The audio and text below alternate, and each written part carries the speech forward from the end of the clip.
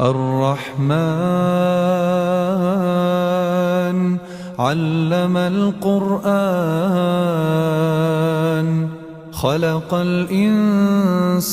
علمه البيان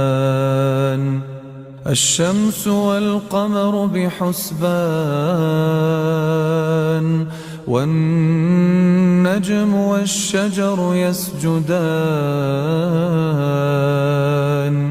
والسماء